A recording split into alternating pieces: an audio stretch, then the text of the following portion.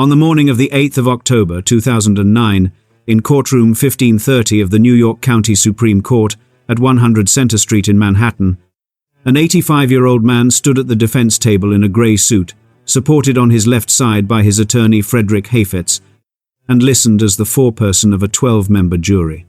After a 5-month trial and 12 days of deliberation, read the verdict on 14 separate felony counts. The defendant was convicted on each of the most serious counts, including grand larceny in the second degree. The mother he had been convicted of stealing from had died 2 years earlier, on the 13th of August 2007, at her summer home on Holly Hill Farm in Briarcliff Manor, New York, at the age of 105. She had been, until her dementia made her absence final, somewhere around 2004, the most recognized private philanthropist in the modern history of the city of New York. How does the oldest continuous private fortune in American history, a fortune that began on a January morning in 1784 with a 21-year-old German immigrant carrying 7 flutes and approximately 25 British pounds in borrowed cash, walking off a packet ship at the foot of Whitehall Street in Lower Manhattan end 225 years later, with the founder's direct lineal great-great-great-grandson convicted of grand larceny against his own dying mother in a Manhattan courtroom? The defendant was Anthony Dryden Marshall. His mother had been Brooke Russell Astor, the last Mrs. Astor of New York. Her late husband had been Vincent Astor. Vincent's father had been John Jacob Astor IV, who died in the freezing Atlantic on the night of the 15th of April 1912 in the sinking of the RMS Titanic, holding a place in the lifeboat ledger that said simply, Cole J.J. Astor declined. John Jacob Astor, the fourth's great-grandfather, in turn, had been the man who arrived at Whitehall Street in January 1784 with 7 flutes and 25 pounds. His name was John Jacob Astor. In the next 40 minutes, you will learn 3 things the Astor family has spent 100 years arranging the public record around. The exact contents of the will John Jacob Astor signed on the 22nd of August 1836, 12 years before his death, including the single bequest to his hometown in Germany that exceeded what he left to most of his American relatives. The precise date in 1890, on which the family's most senior surviving heir, William Waldorf Astor, declared in a private letter that America is no longer a fit place for a gentleman to live, and acted on the declaration.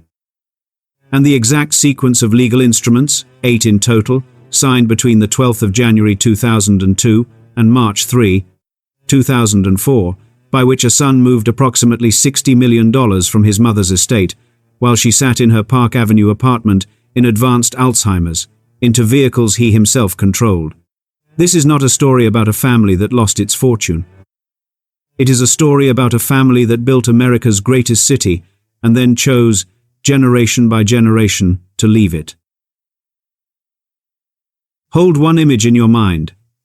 A 21-year-old German immigrant, on a freezing January morning in 1784, walking off a packet ship at the foot of Whitehall Street with 7 flutes wrapped in oilcloth and 25 pounds borrowed from his older brother. Remember the flutes, we will return to them.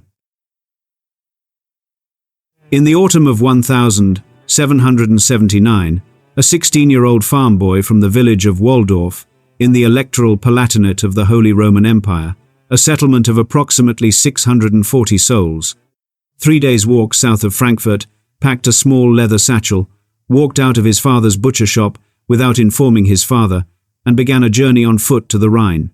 He had a single destination in mind, London. His father, Johann Jacob Astor, a butcher of Waldorf, had been, by every account that survives in the village's parish records, a violent and unsuccessful man. The boy was the youngest of 4 sons. His mother had died in 1764, when he was a year old. He had, by his 16th birthday in July 1779, made the decision to leave permanently. He reached London in the spring of 1780. He found his older brother, George, who had been in London for 9 years, and was operating a manufactory of musical instruments, primarily flutes and pianofortes, under the firm name George Astor and Broadwood, near Holborn. The brother gave him work, taught him English, and lodged him in a small back room above the workshop for the next 4 years. In the autumn of 1783, with the Treaty of Paris formally ending the American Revolutionary War, the boy, now 20 years old, made a second decision. He would go to America.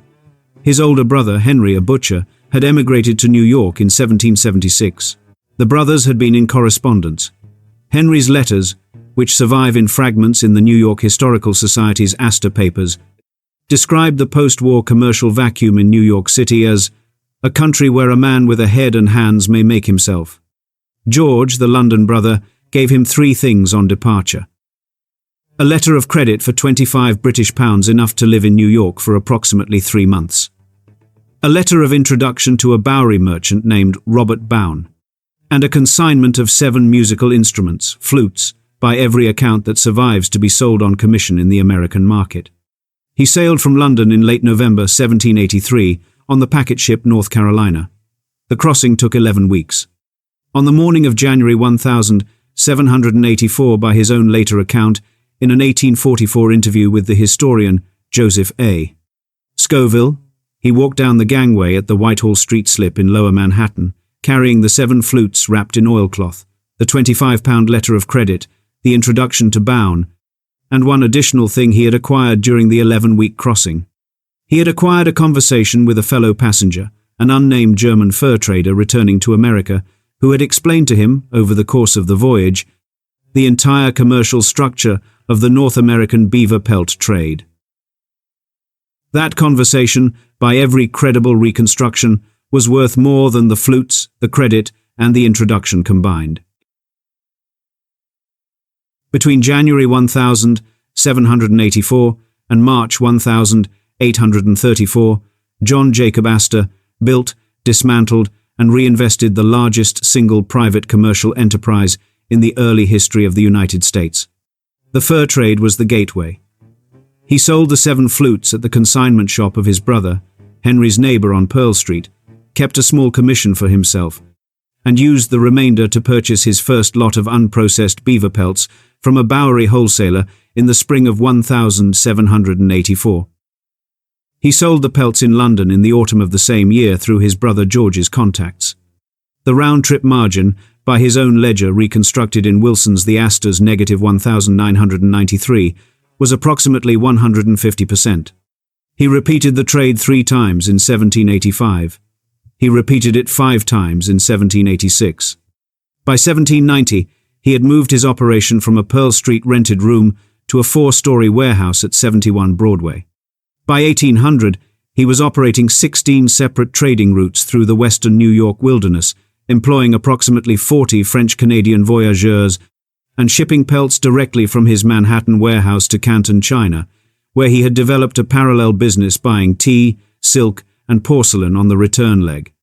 By 1808, 24 years after the morning at Whitehall Street, he had assembled enough capital, political relationships, and operational infrastructure to incorporate the American Fur Company under a charter granted by the New York State Legislature on the 6th of April, 1808, signed by Governor Daniel D. Tompkins. The American Fur Company was, by every credible reconstruction, the first business corporation chartered in the United States with a capitalization in excess of $1 million. Astor's personal share was approximately 90%. In 1811, he attempted his most ambitious commercial maneuver, the establishment of a fortified trading settlement at the mouth of the Columbia River on the Pacific coast.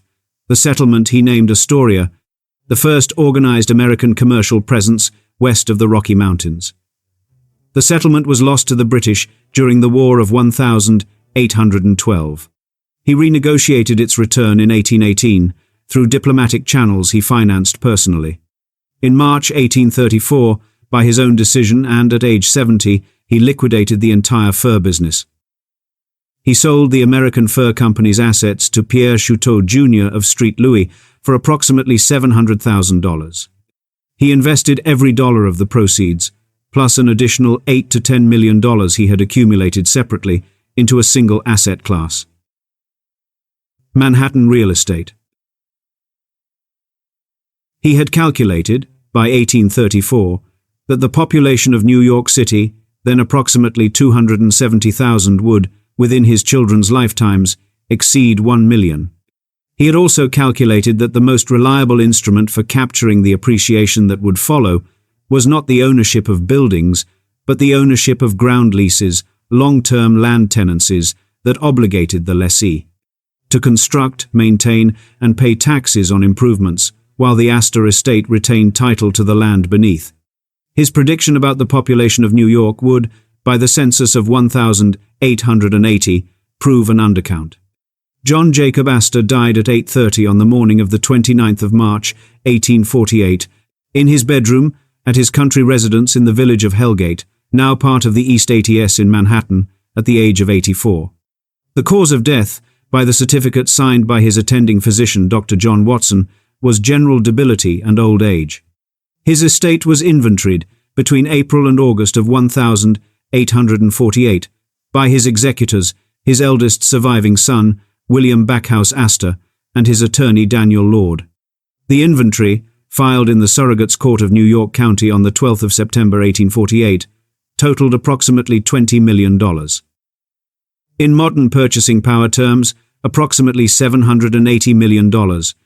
In contemporary GDP share terms, the more meaningful measure of his economic position, closer to $115 billion in 2026 equivalent. He was, on the morning of the 29th of March 1848, the wealthiest American who had ever lived to that date. His holdings were dominated by approximately 75% of the total inventory value by Manhattan real estate. He owned, by the inventory's land schedules, approximately 1 out of every 3 city lots between 14th Street and 86th Street west of 5th Avenue, plus extensive holdings in the area below Canal Street and along the East River waterfront. He also owned, in addition to the land, approximately 300 residential and commercial buildings constructed on his ground-leased lots. He had, by the will executed on the 22nd of August 1836, distributed almost the entire fortune through a single primary instrument. The will was, by the standards of any prior American probate, the most concentrated single-heir distribution in the country's history. The 22nd of August, 1836 will of John Jacob Astor, opened by the Surrogates Court of New York County on the 7th of April, 1848, allocated the fortune as follows. To his eldest surviving son, William Backhouse Astor, approximately $14 million in real estate, securities, and cash. Approximately 70% of the entire estate. To his other surviving son, Henry Astor, who had been judged by his father, in private correspondence preserved in the Astor Papers at the New York Public Library, incapable by temperament of the management of property, a life income trust of approximately $300,000 principal. To his 3 surviving daughters and their families, collectively, approximately $1.5 million distributed unequally. To his grandson John Jacob Astor III, William Backhouse's eldest son, a separate bequest of approximately $500,000 intended as a successor designation payment. To the Astor Library, a public library he had funded by separate trust, $400,000. And, in a single bequest that has perplexed every Astor biographer since, to his hometown of Waldorf in the Grand Duchy of Baden in the German Confederation, from the sum of $50,000, equivalent in 2026, purchasing power to approximately $2 million for the construction of a school, an orphanage, and a poorhouse for the benefit of the deserving poor of my native village. The Waldorf bequest exceeded what John Jacob Astor left to most of his American grandchildren. The founder, in 1836, was already half German. The grandchildren would, in 1890, complete the journey home. In 27 years, William Backhouse, Astor, the chosen heir, the disciplined eldest son, the man who would be called by the New York Times obituary of November 25, 1875, the landlord of New York, will have doubled the inherited fortune to approximately $50 million, almost entirely through the disciplined collection of Manhattan ground rents. In 42 years, his eldest grandson, William Waldorf Astor, will, in the autumn of 1890, sit down at a desk at his estate at 840 Fifth Avenue, and write a private letter to a London friend, containing the 17 words that would, by every operational measurement that mattered, end the American phase of the dynasty. In 64 years, his great-grandson John Jacob Astor IV will stand on the starboard boat deck of the RMS Titanic at 2:18 a meter. On the morning of the 15th of April, 1912, decline the seat in lifeboat, number 4, that the second officer offered him, and step back to allow his pregnant 19-year-old wife to be lowered to the surface of the Atlantic without him. All three decisions, the New York Fortune, the London Exile, the Titanic flow from the same, the 22nd of August 1836, will, between April 1848 and November 1875, William Backhouse Astor performs the same operational function William Henry Vanderbilt would later perform for the Vanderbilt Fortune, but with a crucial structural difference. He doubles the fortune, from $20 million to approximately $50 million across 27 years. He achieves this not by extending into new commercial territory, but by the rigorously disciplined collection of ground rents on the Manhattan parcels his father had assembled between 1820 and 1848. He works, by his own diary entries preserved in the Astor papers, 6 days per week from his office at 85 Prince Street. He personally reviews every lease renewal. He personally approves every expenditure above $500. He maintains, across the entire 27-year stewardship, a household budget in which his family's annual living expenses do not exceed $40,000, approximately 1/10% of his annual rental income. He builds nothing. He commissions no marble cottage in Newport. He purchases no chateau on Long Island. He acquires no private rail car. He does not, in any year of his stewardship, host a single ball at his Lafayette Place residence on a scale that the New York Herald Society pages would have found notable. He is, by the obituary in the New York Times of the 25th of November, 1875, a man whose entire visible life consisted of going to his office, returning to his house, and accumulating real property. The crucial structural difference from William Henry Vanderbilt is this. William Backhouse Astor never executed a doctrine equivalent to the Commodore's wealth divided is wealth lost. When he died on the 24th of November, 1875, he distributed his $50 million fortune approximately equally between his two surviving sons, John Jacob Astor III and William Backhouse Astor Jr. The division of 1,875 was, in retrospect, the precise structural error. It produced two parallel Astor branches with parallel Manhattan real estate empires, parallel residences on Fifth Avenue, parallel claims on the Astor name and the Astor social position. The two branches would, within 15 years, be locked in a competitive social arms race. The arms race would, in 1890, drive one of them out of the country entirely. The trigger event for the Astor expatriation is one of the most rehearsed origin stories in Gilded Age New York social history. It involves a doorbell, a calling card, and a single sentence delivered by the most powerful private hostess of the late 19th century to a butler. By 1880, the two branches of William Backhouse Astor's estate had become operationally indistinguishable in commercial terms, but socially incompatible. The senior branch, John Jacob Astor III, and his wife Charlotte, lived at 350 Fifth Avenue. The junior branch, William Backhouse Astor Jr., and his wife Caroline Schermerhorn Astor, lived at 350 Fifth Avenue's twin residence, immediately adjacent. The two houses shared a courtyard. The two families did not, by 1880, share invitations. Caroline Schermerhorn Astor, born in 1830, married to William Jr. in 1853, had positioned herself, by the late 1870s, as the arbiter of New York high society. With the assistance of the social tactician Ward McAllister, she had compiled the list of approximately 400 families that would constitute, in the famous phrase of her ballroom's capacity, the 400. She referred to herself, in her engraved calling cards from approximately 1,879 forward, as simply Mrs. Astor without first name, without husband's first initial. The senior branch's wife, Mary Dahlgren Paul Astor, the wife of John Jacob Astor III's son, William Waldorf Astor, claimed, by the established convention of primogeniture, that the title Mrs. Astor properly belonged to the senior branch.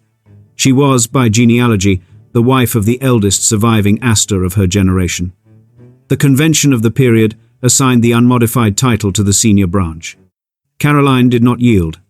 The escalation reached its operational breaking point in the early winter of 1887. By the account preserved in Cowles's The Astors -1979, and in more detail in Homburger's Mrs. Astor's New York -2002, Mary Dahlgren Paul Astor sent a calling card to Caroline's residence with a formal request to meet to discuss the disputed title. Caroline received the card. She read the card. She handed it to her butler, Hady, by the account of Hady himself, given in 1908 to a New York World reporter. Mrs. Astor instructed me to inform the lady that Mrs. Astor is not at home and will not be at home. The exchange occurred. Mary Dahlgren Paul Astor was turned away at the door of her own cousin's house.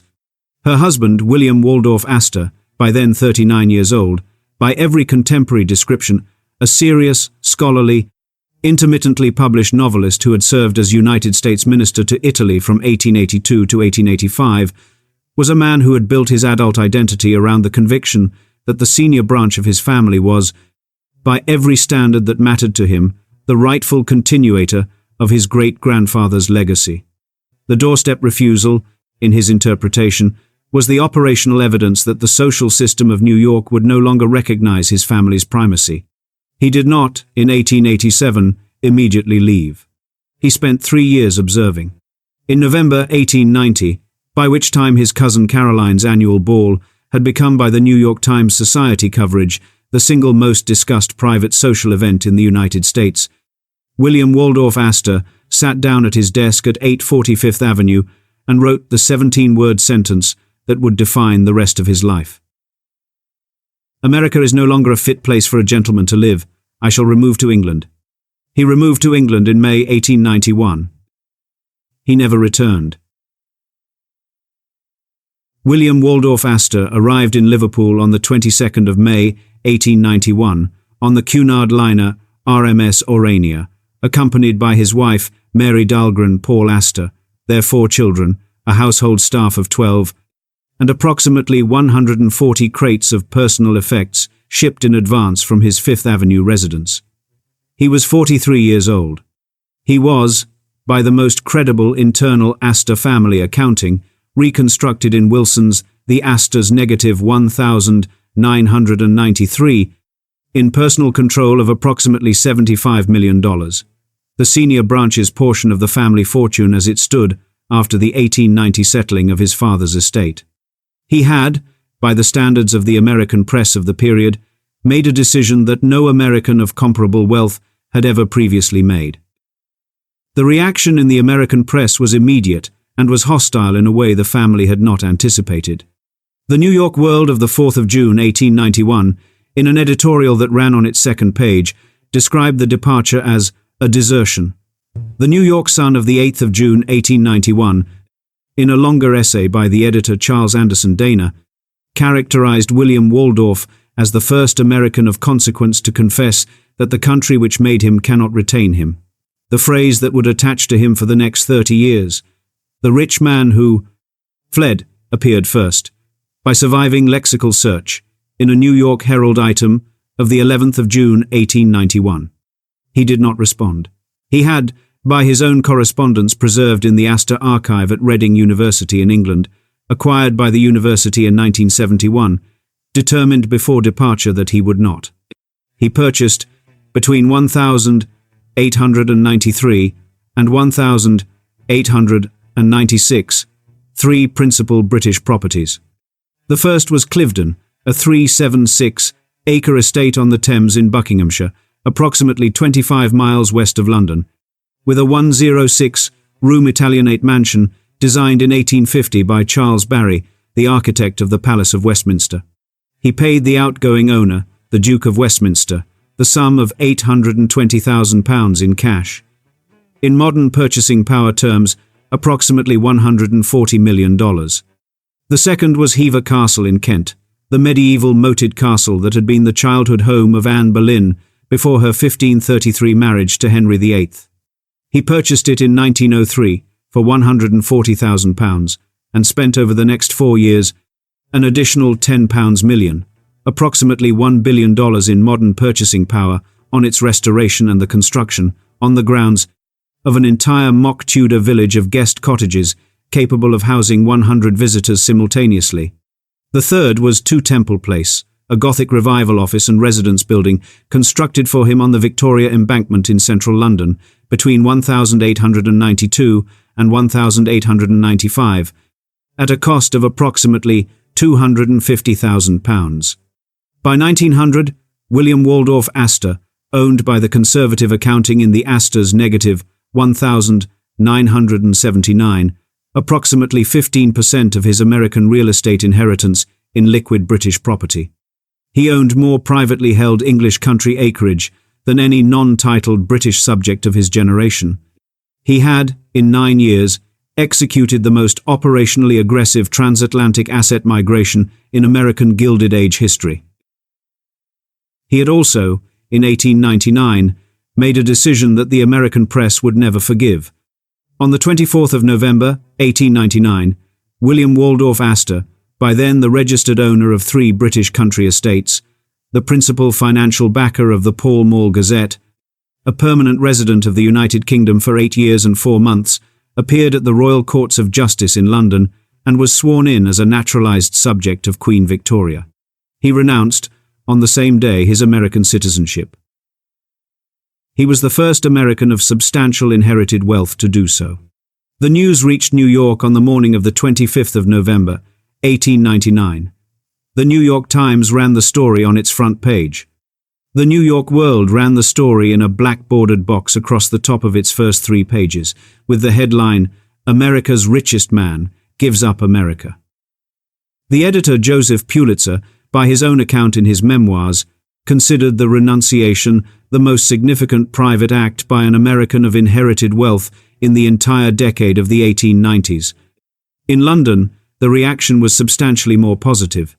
King Edward VII, who acceded to the throne 14 months later, in January 1901, would, within 5 years, grant William Waldorf Astor a barony created on June 26, 1916, as Baron Astor of Hever Castle, and within 8 a viscountcy, created the 1st of January 1917 as First Viscount Astor. He had, by the 1917 viscountcy, achieved every social position that his cousin Caroline's New York ballroom doors had been closed against. His American real estate holdings throughout this period continued to generate ground rent income at a rate of approximately $3 million per year. The income was wired, by his Manhattan property managers, to his account at Coutts Bank in London. He never set foot in the United States again.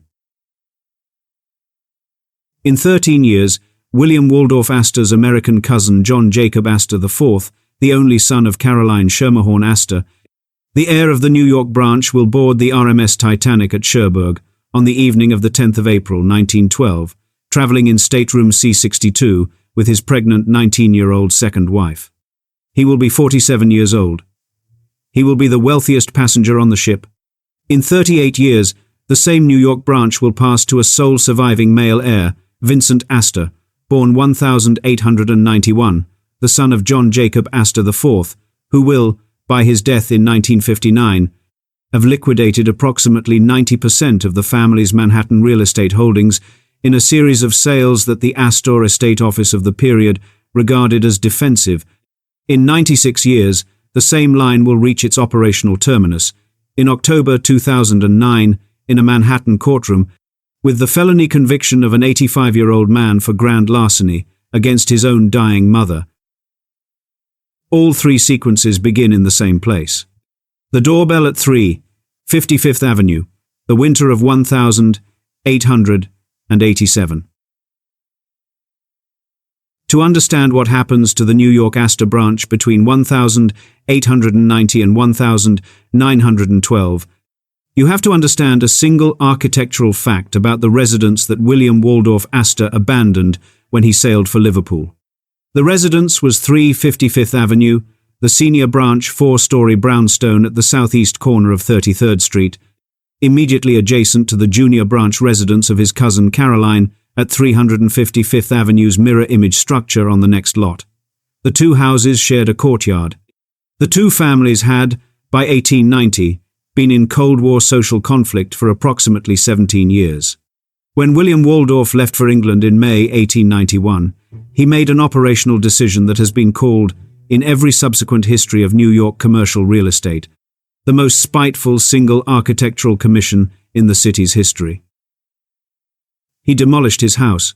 In its place, he commissioned the architect Henry Janeway Hardenberg, the same architect who would later design the Plaza Hotel and the Dakota, to construct, on the lot at 355th Avenue, a 13-story luxury hotel. The hotel, named the Waldorf, opened on the 13th of March 1893. It was, at the moment of its opening, the largest and most expensive hotel in the world. It directly overlooked, by the architectural placement of its main dining room, the side windows of his cousin Caroline's residence next door. The implication was unmistakable.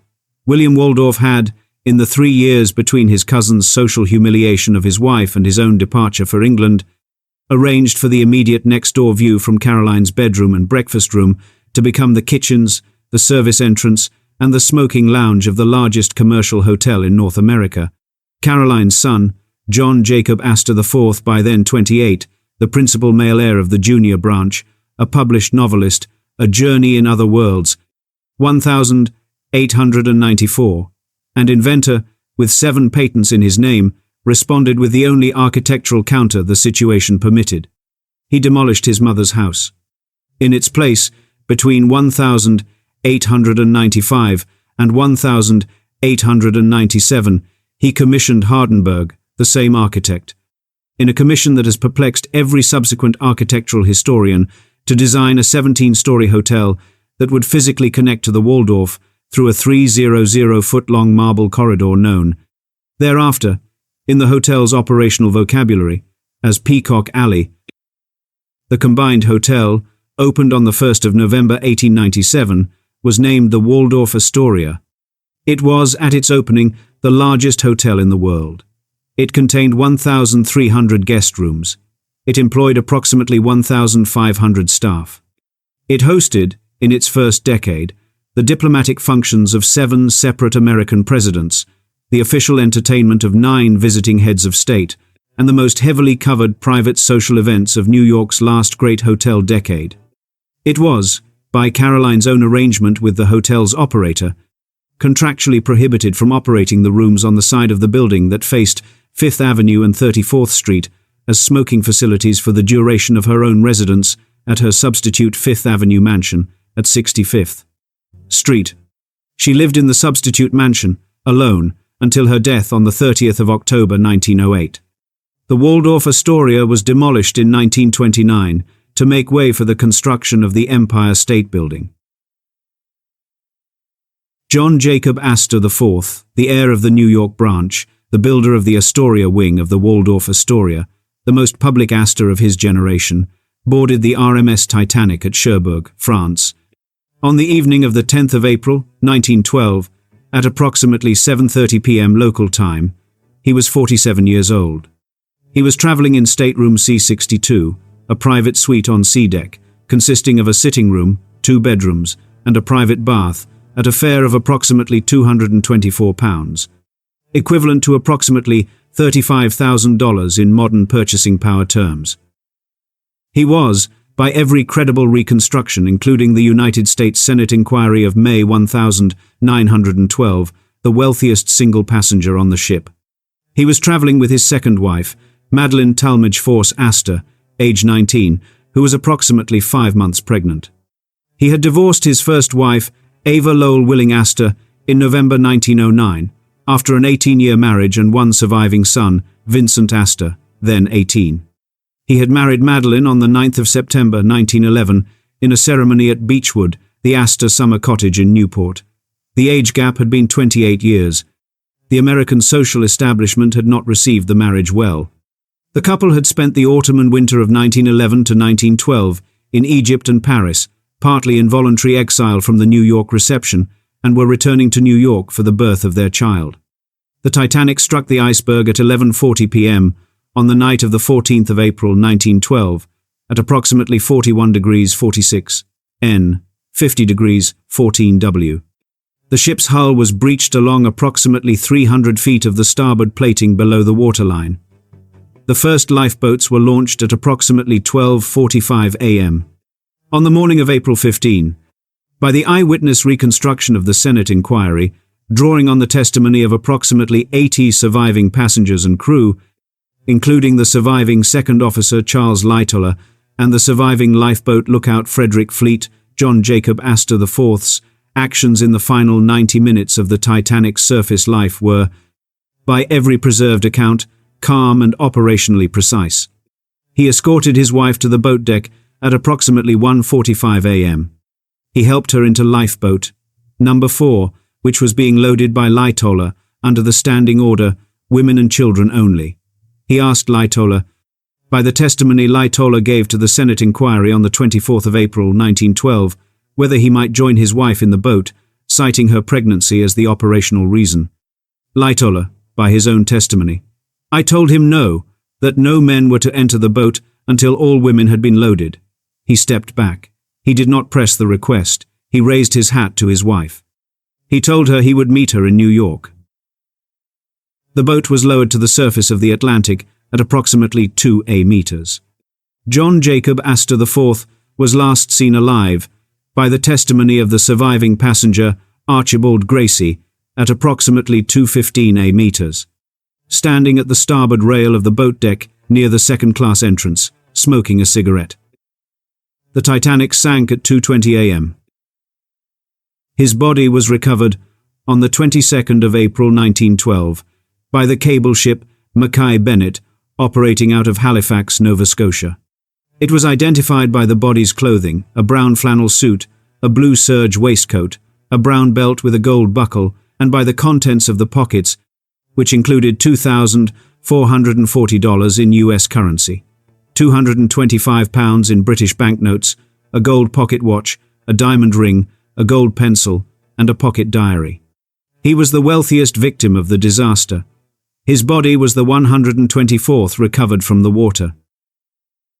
His son Vincent Astor, age 20, received the news at his rooms at Harvard University on the morning of the 16th of April 1912. He inherited, by the will his father had executed in October 1909, approximately $70 million. He had been at Harvard for 1 year and 7 months. He did not return to complete his degree. What happens to the New York Astor branch between April 1912 and February 1959 is the most operationally restrained stewardship in 20th century American dynasty history. Vincent Astor, 20 years old, on the morning of the 16th of April, 1912, a Harvard sophomore with a partially completed first-year curriculum.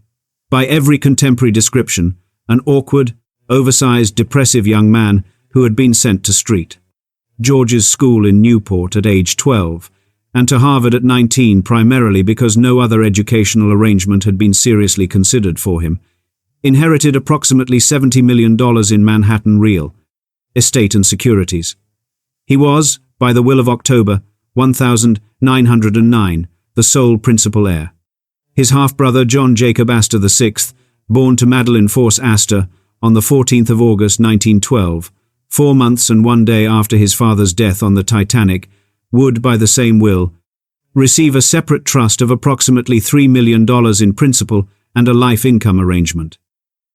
The disparity between the principal heir and the posthumous-born half-brother, structurally identical to the disparity John Jacob Astor had imposed in 1836, would produce, between Vincent and John Jacob VI, a 50-year estrangement that neither brother ever attempted to resolve. Vincent made, in the first 18 months of his stewardship, the operational decision that would define his entire 47-year tenure as principal Astor heir. He decided to liquidate By a sequence of property sales executed between 1912 and 1925, documented in the Astor Estate Office, records preserved at the New York Historical Society, Vincent Astor disposed of approximately 60% of the Manhattan real estate portfolio he had inherited. The sales were not, by any contemporary account, made under financial duress. They were made by Vincent's own statements in correspondence with his attorney George Gillespie, preserved in the same archive, on operational grounds. From the ground lease portfolio his great-grandfather had assembled in the 1820s, had become, by 1912, a slum tenement portfolio. Approximately 12,000 of the Astor-owned residential units, by the Tenement House Department's 1,916 inspection records, were classified as old law tenements, the most overcrowded and structurally deteriorated category of New York residential building. Vincent had decided he did not want to be the landlord of the most condemned residential portfolio in the city. He sold systematically. He retained only the most operationally clean Manhattan parcels, primarily the Midtown commercial holdings and the Astor House Hotel block at Broadway and Vesey Street.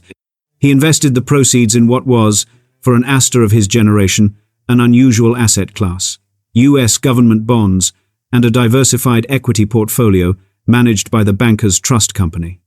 By 1925, at age 33, he had transformed the Astor fortune from the largest concentrated real estate holding in New York City into a substantially smaller diversified securities portfolio of approximately $42 million. The Manhattan ground rent empire, the operational core of the family's wealth from 1820 through 1912, had been reduced by Vincent's own decision to a residual interest.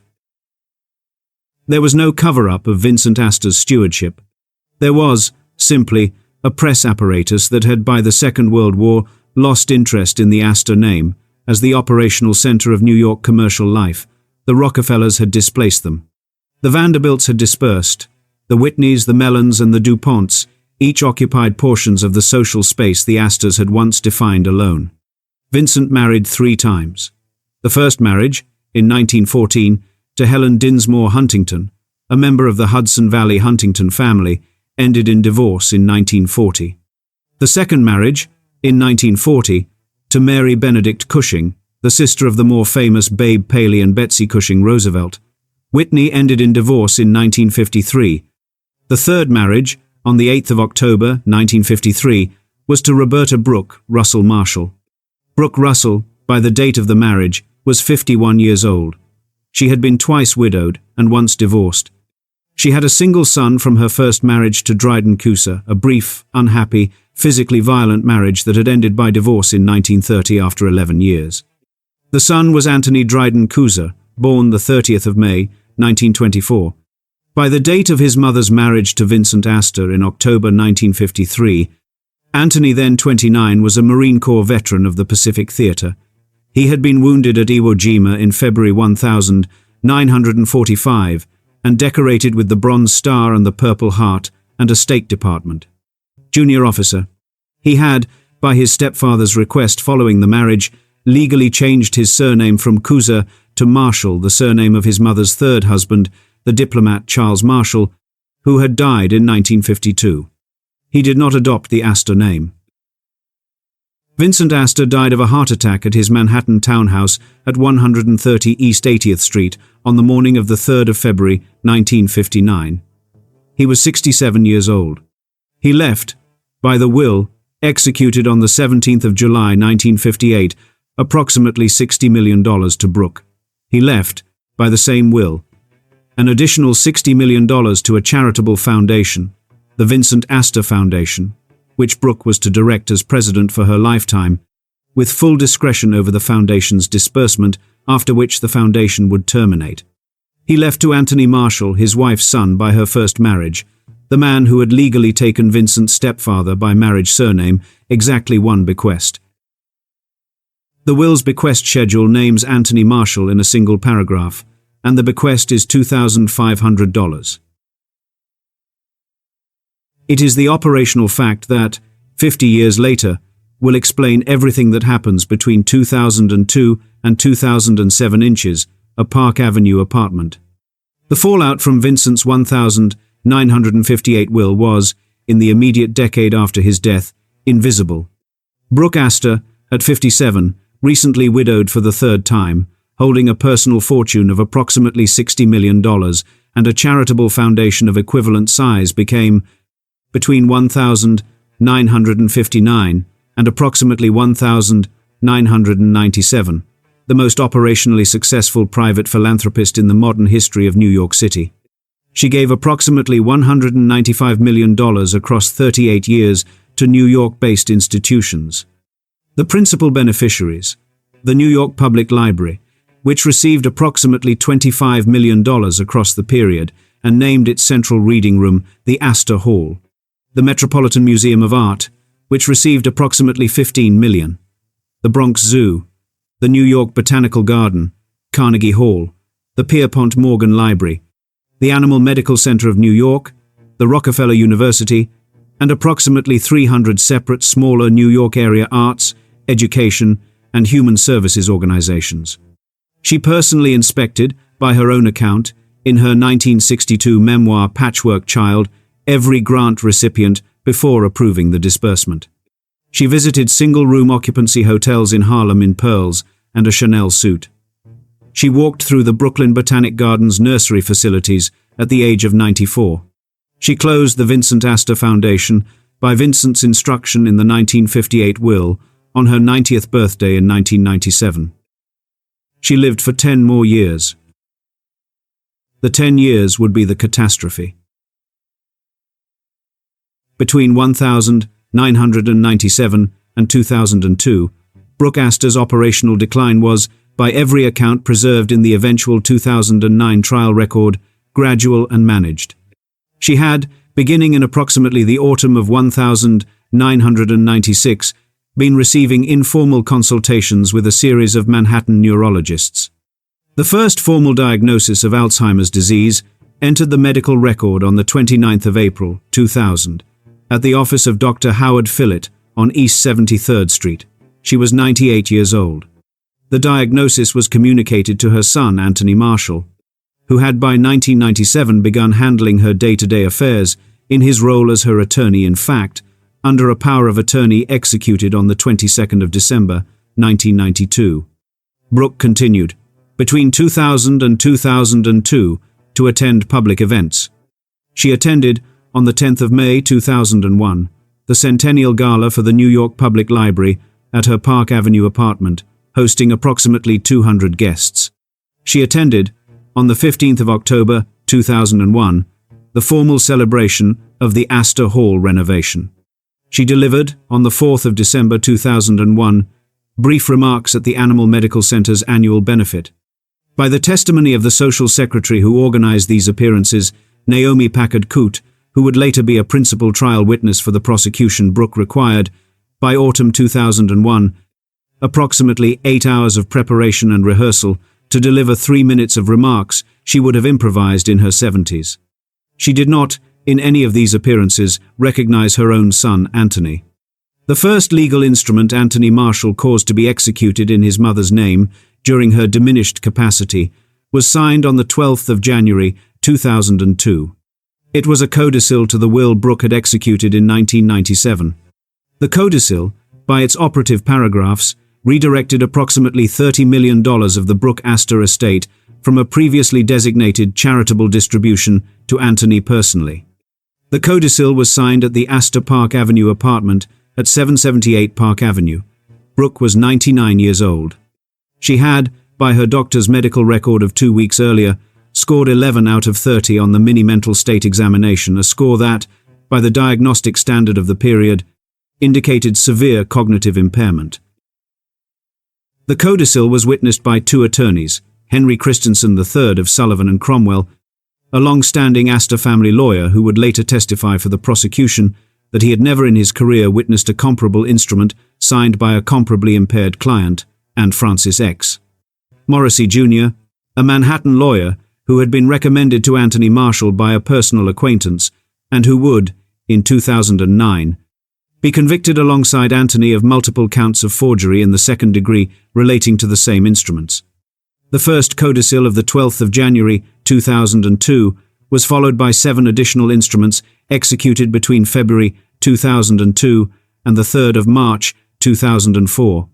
Brooke Astor died on Sunday, the 13th of August 2007, at 5:30 p.m. at Holly Hill Farm, her country residence at 200 Mountain Road in Briarcliff Manor, Westchester County, New York. She was 105 years old. The cause of death, by the certificate signed by her attending physician, Dr. Reese Pritchett, was pneumonia, with Alzheimer's disease as the underlying contributing condition. She had been bedridden for approximately 3 years. She had not, by the testimony of her attending nursing staff in the eventual 2009 trial, recognized any individual member of her household, including her son Anthony, for approximately the last 26 months of her life. Her funeral was held on the 17th of August 2007 at St. Thomas Episcopal Church on 5th Avenue at 53rd Street. The eulogy was delivered by David Rockefeller, by then 92, who had been her closest personal friend across the last 48 years of her life. The mourners included 3 former mayors of New York, 2 former United States Secretaries of State, the directors of every major cultural institution in the city she had funded across her 95 years of philanthropic activity, and Anthony Marshall. Anthony Marshall stood, throughout the service, in the front pew on the aisle. He was 83 years old. He had, by the morning of the funeral, already been the subject of a public guardianship petition filed in New York Surrogates Court 14 months earlier, on July 21, 2006 by his own son Philip Marshall. Philip's petition, supported by sworn affidavits from Henry Kissinger, David Rockefeller, Annette de la Renta, and Brooke's former social secretary, alleged that Anthony had isolated his mother from her friends, reduced her medical care, dismissed her household staff, sold her favorite painting, a Childe Hassam canvas valued at approximately $10 million at private auction without her cognizant authorization, and was using assets from her diminished estate for his own personal benefit. The guardianship had been settled in October 2006, 3 months after the petition, on the basis of a court-supervised arrangement that removed Anthony from operational control of his mother's affairs and placed Annette de la Renta and J.P. Morgan Chase Bank as co-guardians of Brooke's person and property for the remaining 10 months of her life. It was during the documentary discovery phase of the 2006 guardianship proceeding that the Manhattan District Attorney's Office, then under the elected District Attorney Robert M.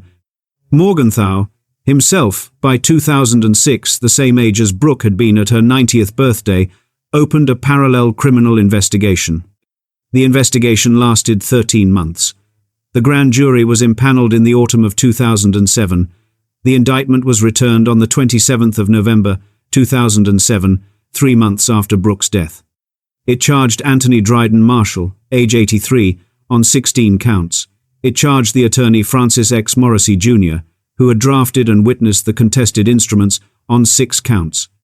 The charges included grand larceny in the first degree, grand larceny in the second degree, criminal possession of stolen property in the first and second degrees, scheming to defraud in the first degree, conspiracy in the fourth degree, falsifying business records in the first degree, offering a false instrument for filing in the first degree, and forgery in the second degree. The case was, by the operational scale of the alleged theft, approximately $60 million, the largest single elder abuse criminal case ever brought in the state of New York. People of the State of New York v. Anthony D. Marshall and Francis X. Morrissey, Jr. Indictment 6044, over 2007, was tried before Justice A. Kirker Bartley, Jr. in courtroom 1530 of the New York County Supreme Court at 100 Center Street between the 30th of March 2009 and the 8th of October 2009. It ran for 19 weeks of testimony. It produced a trial transcript of approximately 8,500 pages. It featured 72 prosecution witnesses, including Henry Kissinger, Barbara Walters, Annette de la Renta, the former U.S. Senator Daniel Patrick Moynihan's widow, Elizabeth Moynihan, the heads of 3 Manhattan museums, and the former chief executive of the New York Public Library. The defense rested without calling Anthony Marshall to the stand. The jury deliberated for 12 days, the longest deliberation in any New York County criminal case of comparable visibility in the previous 25 years. On the 8th of October 2009, the jury returned a verdict of guilty on 14 of the 16 counts against Anthony Marshall, including grand larceny in the second degree. It returned guilty verdicts on 5 of the 6 counts against Francis X. Morrissey Jr., including forgery in the second degree. Justice Bartley imposed sentence on the 21st of December 2009. Anthony Marshall was sentenced to 1 to 3 years in state prison. Morrissey received the same sentence.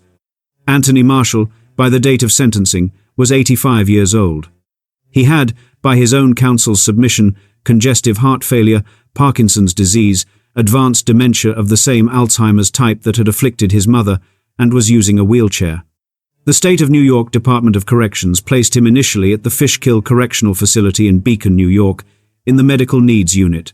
On the 21st of June 2013, after the exhaustion of his appellate proceedings, he was paroled on a medical determination on the 22nd of August 2013, after 63 days of actual imprisonment.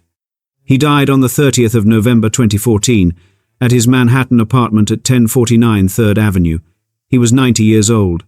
The cause of death was congestive heart failure with Alzheimer's complications. His own son, Philip Marshall, the man whose July 2006 guardianship petition had triggered the entire prosecution, was, by every account in the contemporary press coverage, his father's principal mourner. Philip was an associate professor of historic preservation at Roger Williams University in Bristol, Rhode Island. He had, by the date of his father's death, 2 minor children. They were the great-great-great-great-grandchildren of John Jacob Astor. They are, in 2026, the youngest direct lineal descendants of the founder. They are not, by any defensible accounting, wealthy. John Jacob Astor died in 1848, with a fortune approximately equal to 1 out of every $107 in the United States economy. By the autumn of 2009, when his great-great-great-grandson stood for sentencing in a Manhattan courtroom, the Astor family fortune across all surviving lineal descendants of the founder, on both the British and the American sides combined, had been reduced to approximately $300 million in liquid assets. The British branch retained the Astor Viscountcy, Cliveden, now operated as a hotel by the National Trust, and Hever Castle, sold by the family in 1983. The American branch retained no Manhattan real estate, no foundation, no hotel, and no private residence. The founder of 1784 would have recognized. The fortune the founder had built across 64 working years had survived for 161 years. It had ended in the same surrogate's court in which it had been probated. 6 generations. 1 immigrant builds, 1 disciplined son doubles, 2 grandsons divide, 4 great-grandsons disperse half across the Atlantic, half into the Titanic and the slum tenement portfolio. 1 great-great-grandson stewards, 1 great-great-great-grandson, in the final twist, steals from his own dying mother. The Astor pattern is not the Vanderbilt pattern of architectural display. The Vanderbilts spent their fortune on 70-room marble cottages they occupied 10 weeks per year. The Astors did not. By every credible accounting, no Astor of any generation built a Newport cottage on the scale of the Breakers. No Astor commissioned a 130-room Manhattan mansion on the scale of Cornelius II's residence. No. Astor purchased a 156-foot custom steam yacht on the scale of Reginald Vanderbilt's Surprise. The Astors were, by every comparative measurement, the most operationally restrained of the Gilded Age fortunes. The Astor pattern is also not the Kennedy pattern of permission structure recursion. There is, in the entire Astor record, between 1848 and 2009, no equivalent of the Chappaquiddick reporting delay, no equivalent of the John Jr. Saratoga, no operational sequence in which the family fortune produced the death of an heir through inherited latitude. The Astor pattern is its own pattern. It is the pattern of expatriation, the dynasty that built America's greatest city, then physically left the country it had built. William Waldorf Astor, in 1891. The British branch's permanent shift after the 1899 renunciation, John Jacob Astor IV's voluntary exile to Cairo and Paris in the autumn of 1911 to escape the social reception of his second marriage. Vincent Astor's decision in the 1920s to liquidate 60% of the Manhattan real estate inheritance. Brooke Astor's late-life decision to direct her foundation's terminal disbursement at New York institutions while her own son moved her, in 2006, away from the city she had spent 40 years funding. The fortune did not collapse through expenditure. It collapsed through departure. What does the story of the Astor family ultimately mean? It means, first, that there is no necessary connection between the discipline of a fortune's stewardship and the duration of a family's loyalty to the place that produced it. The Astors stewarded their fortune more carefully than any of the 4 other dynasties this channel has covered. The Vanderbilts dispersed their fortune in 70 years. The Astors stewarded theirs for 161 years. And yet the Astor outcome is, by every defensible standard of dynasty success, continuity of family residence, continuity of family commitment to the founder's adopted nation, continuity of family legacy in the founder's chosen city, substantially less successful than the Rockefeller outcome. The Rockefellers, after 164 years, are still in New York. The Astors are not. It means, second, that the social humiliation of one generation can produce the geographic abandonment of the country by the next. The doorbell at 350 Fifth Avenue in the winter of 1887 was not a financial event. It was a status event. William Waldorf Astor's 1890 letter, his 1891 departure, and his 1899 renunciation followed directly from a domestic staff communication regarding his wife's calling card. The fortune did not require him to leave. The fortune did not require him to renounce his citizenship. The fortune did not require him to become a British viscount.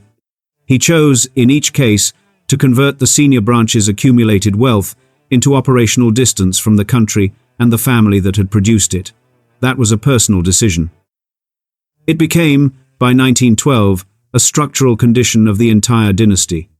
And it means, third, that the most operationally precise act of theft in any of the dynasties this channel has covered was committed not in the founding generation, not in the dispersing generation, not in the dispersing generation's children, but in the final generation, by an 80-year-old man against his own 103-year-old mother, in the apartment from which she had funded approximately $195 million of the modern infrastructure of the city of New York. The fortune, in its final operational expression, ate itself. The fortune the founder had built was no longer building. By 2002, in the apartment at 778 Park Avenue, it was no longer maintaining. It was, in the literal documentary record of the 8 legal instruments executed between the 12th of January 2002 and the 3rd of March 2004, consuming itself from the inside. This is the Astor pattern. It is not the Vanderbilt pattern. It is not the Kennedy pattern. It is, in the dynasty literature of American wealth, its own category, the dynasty that built, that stewarded, that endured longer than any of its peers, and that ended, after 161 years, by the conviction of its own heir for grand larceny against its own matriarch in the same surrogate's court that had probated its founder. Walk south on Fifth Avenue from the entrance of the Empire State Building at 350 Fifth Avenue, cross 33rd Street. The site of the Waldorf Astoria, the hotel that William Waldorf Astor commissioned in 1893 to overlook his cousin Caroline's bedroom, the hotel that Caroline's son extended in 1897 to engulf her residence next door, the hotel that hosted 7 American presidents and 9 visiting heads of state across 36 years of operational life, is no longer recognizable. The 2 combined city blocks of the original hotel were demolished in 1929 to make way for the Empire State Building. The lobby of the modern building, in its 1931 Art Deco granite, sits approximately on the site of what was, in the autumn of 1897, the largest hotel ballroom in the world. There is no plaque on the Empire State Building marking the Astor connection. The hotel's name lives on at a different Manhattan address, 301 Park Avenue, between 49th and 50th Streets, where the second Waldorf Astoria opened on the 1st of October 1931, with a ceremonial telephone call from President Herbert Hoover at the White House to the hotel's general manager. That hotel was sold by the Astor estate to the Hilton Corporation in 1949. It was sold by Hilton to the Anbang Insurance Group of China in 2014 for $1,950 million. It is, in 2026, undergoing a structural conversion that will reduce its hotel room inventory by approximately 70% and convert the upper floors to private residential apartments. The Astor name, in 2026, attaches to the building only through a brass plaque at the Park Avenue entrance. The plaque is approximately 6 inches by 4 inches. It reads simply, "The Waldorf equals Astoria." The plaque has been removed during the renovation. It is currently in storage at a facility operated by the construction contractor in Long Island City, Queens. It is scheduled to be reinstalled by the public schedule of the conversion's general contractor in the autumn of 2027. So we return, one final time, to the question we asked in the cold open. How does the oldest continuous private fortune in American history, a fortune that began with 25 borrowed pounds and 7 flutes on a January morning in 1784, end 225 years later, with the founder's direct lineal great-great-great-grandson convicted of grand larceny against his own dying mother? The answer is that the fortune endured, in operational terms, far longer than any other Gilded Age fortune, precisely because the Astors, generation by generation, made the decision to leave. The senior branch left for England in 1891. The junior branch retreated from public commercial life after 1912. The fourth-generation principal heir liquidated 60% of the Manhattan portfolio by 1925. The fifth-generation matriarch directed the foundation's terminal disbursement and closed the operational vehicle on her 90th birthday in 1997. The sixth-generation male heir was, in 2002, 80 years old with no operational role of any kind. There was no operational structure left, by 2002, for the next generation to inherit. There was only the cash. There were only the contested codicils. There was only the apartment. The Astors, in other words, did not lose their fortune. They simply, generation by generation, walked away from the country and the city that had produced it, and the seventh generation, finding nothing left to walk away from, walked instead into a Manhattan courtroom. The 7 flutes wrapped in oilcloth walked off the North Carolina at the Whitehall Street slip on a January morning in 1784 by a 21-year-old German immigrant who had made the 11-week crossing with 25 borrowed British pounds and a single shipboard conversation about the North American beaver pelt trade. The will of the 22nd of August 1836, with its single $50,000 bequest to Waldorf in the German Confederation for the construction of a school, an orphanage, and a poorhouse, the bequest that, in retrospect, foretold the entire Atlantic crossing direction of the family's next century. The doorbell, at 350 Fifth Avenue in the winter of 1887, the calling card returned to Mary Dahlgren, Paul Astor. The 17-word sentence William Waldorf Astor would write at his desk 3 years later. America is no longer a fit place for a gentleman to live. 3 documents. 3 transactions. 3 generations. In each case, the Astor fortune was operationally present at the moment of the departure. In each case, the fortune did not cause the departure. The choice to leave caused the departure. The distinction is the entire thesis of this video. The Astor fortune at John Jacob Astor's death in 1848 was approximately $20 million. The Astor fortune at Anthony Marshall's sentencing in 2009 was approximately $300 million in liquid assets across all surviving lineal descendants. John Jacob Astor is buried in the family vault at Trinity Church Cemetery in Upper Manhattan. William Backhouse Astor is buried in the same vault. John Jacob Astor IV's body, recovered from the Atlantic on the 22nd of April 1912, is buried at Trinity Church Cemetery uptown. Vincent Astor is buried at Trinity Church Cemetery uptown. Brooke Russell Astor is buried at the Sleepy Hollow Cemetery in Westchester County, New York, beside her third husband, Vincent. Anthony Dryden Marshall is buried at the Trinity Church Cemetery in Upper Manhattan. William Waldorf Astor, 1st Viscount Astor, is buried in the chapel at Cliveden, Buckinghamshire, England. The line continues. The fortune is gone. The doorbell, in the winter of 1887, was the moment. It is, finally, just a family. On the morning of the 8th of October, 2009, in courtroom 1530 of the New York County Supreme Court at 100 Center Street in Manhattan, an 85-year-old man stood at the defense table in a gray suit and listened as the foreperson of a 12-member jury. After a 5-month trial and 12 days of deliberation, read the verdict, on 14 separate felony counts. The defendant was convicted on each of the most serious counts, including grand larceny in the second degree. The mother he had been convicted of stealing from had died 2 years earlier. On the 13th of August, 2007, at her summer home in Briarcliff Manor, New York, at the age of 105. She had been, until her dementia made her absence final, somewhere around 2004, the most recognized private philanthropist in the modern history of the city of New York. His name was Anthony Dryden Marshall. His mother had been Brooke Russell Astor, the last Mrs. Astor of New York. Her late husband had been Vincent Astor.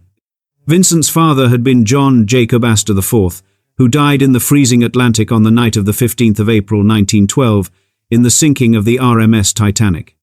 John Jacob Astor IV's great-grandfather, in turn, had been the man who arrived at the Whitehall Street slip in Lower Manhattan on a freezing January morning in 1784, with 7 flutes wrapped in oilcloth and 25 British pounds borrowed from his older brother. His name was John Jacob Astor.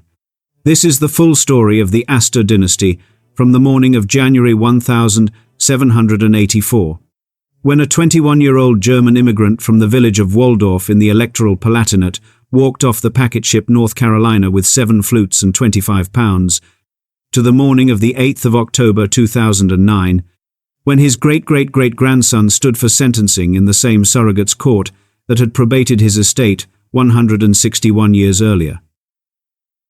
We trace every documented decision, the August 22nd, 1836, will, containing the single $50,000 bequest to the founder's German hometown that exceeded what he left to most of his American grandchildren.